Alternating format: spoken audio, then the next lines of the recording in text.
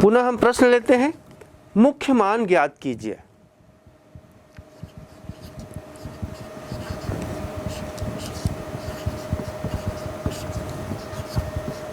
मुख्य मान ज्ञात कीजिए।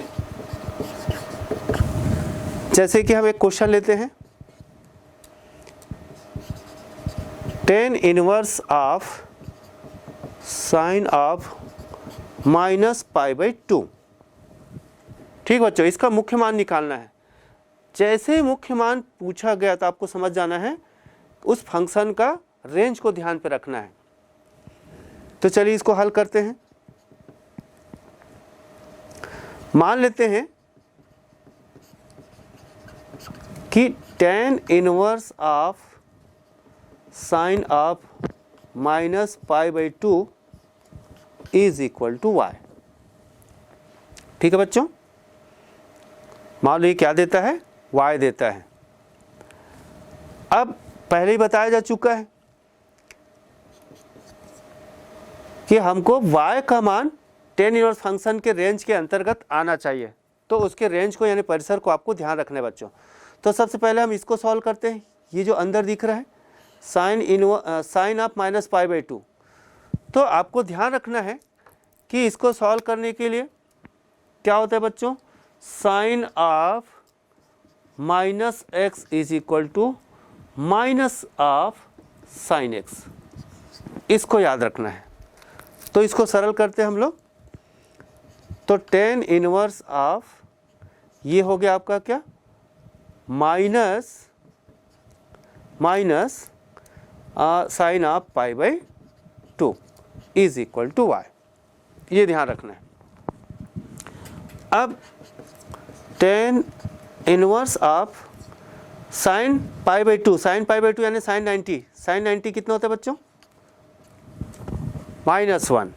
तो ये हो गया tan inverse of -1 is equal to y। अब आपको पता है कि ये एकाएकी आच्छादक है, तो इसलिए हम इसको लिख सकते हैं tan of y is equal to -1। तो आप लिख सकते हैं, चूंकि यह यानी tan इनवर्स फंक्शन एकाएकी आच्छादक है।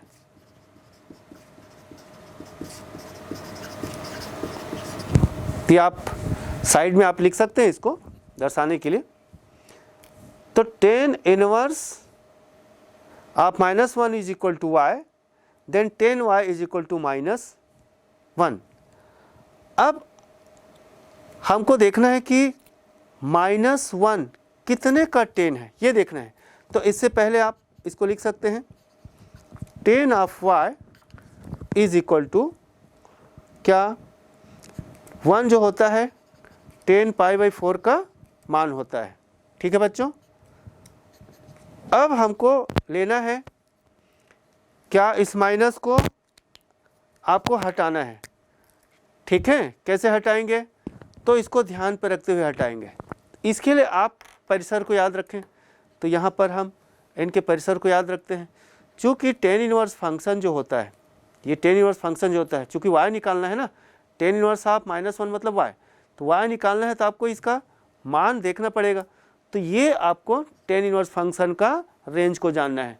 Since tan inverse x belongs to in open interval -π/2 to π/2, अर्थात y जो है यानी tan इनवर्स -1 जो है वो -π/2 से π/2 देना चाहिए। ठीक है बच्चों, तो इसलिए हम इसको देखते हैं। इसको हम लिख सकते हैं tan of y is equal to tan of -π/4। ठीक है बच्चों, क्यों, ये भी आप याद रखें।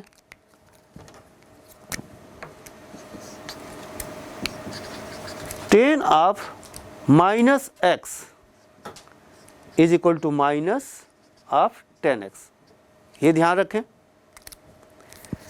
तो देयरफॉर लिख सकते हैं बच्चों, therefore y is equal to -π/4। तो अब हम y का मान यहाँ रख देते हैं। y आपने क्या माना था? There implies tan inverse of sine of -π/2 is equal to -π/4। बच्चों ये हमारा फाइनल रिजल्ट है। अब आप देखेंगे कि ये जो tan इनवर्स जो होता है, आपको पहले बताया जा चुका है डायग्राम पे, -π/2 से π/2, तो आपका -π/4 कहाँ आएगा? इस डायरेक्शन पे, ये -π/4। और आपको पता है कि tan इनवर्स x जो होता है वो पहला और चौथा चतुर्थांश में होता है। तो इस प्रकार से हम रिजल्ट दे सकते हैं। आइए हम नेक्स्ट क्वेश्चन देखते हैं। सेकंड क्वेश्चन है बच्चों, cot of π/2 minus 2 cot inverse of √3 का मुख्य मान ज्ञात कीजिए।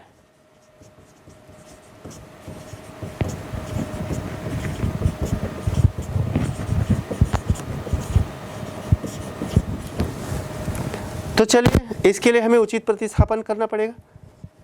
माना कि इसको हल करते हैं, क्या प्रतिस्थापन करें ये ध्यान रखना है। यहाँ पर जो cot इनवर्स √3, ये जो इनवर्स फंक्शन है, इसको हम ले लेते हैं y। cot inverse √3 is equal to y। There implies cot of y is equal to √3। ठीक है बच्चों। अब इसमें हमको देखना है बच्चों, सिंस ये हमारा क्या है, इनवर्स फंक्शन है, तो इनवर्स फंक्शन है तो ये जो वैल्यू देगा वो अपने रेंज के अंतर्गत देगा। तो इसका रेंज क्या है, तो लिख लेते हैं बच्चों, cot इनवर्स x का जो रेंज या जिसको परिसर कहते हैं वो होता है 0 to π इन ओपन इंटरवल है। ठीक है बच्चों। Therefore cot inverse x belongs to 0 to π, अर्थात y belongs to open interval 0 to π। ठीक है। अतः cot of y is equal to cot of π/6। ठीक है बच्चों। यहाँ पर √3 क्या लेना है, जो इसके अंतर्गत आए, तो √3 cot π/6 का मान है। तो इसको चूंकि π/6 इसके अंतर्गत आ रहा है, इसलिए y is equal to π/6 which belong to open interval 0 to π। There implies cot inverse of √3 is equal to π/6। Therefore cot of, इसकी वैल्यू मिल जाएगी आपको, π/2 minus 2 cot inverse √3 is equal to, इसकी वैल्यू रख दीजिए, तो ये आ जाएगा cot ऑफ π/2 माइनस 2 इंटू π/6। तो क्या आ गया बच्चों, ये cot ऑफ π/2 माइनस π/3, यानी 90 में 60 घटाओ 30, यानी cot π/6, और cot π/6 का मान होता है बच्चों √3। यही हमारा फाइनल जवाब होगा।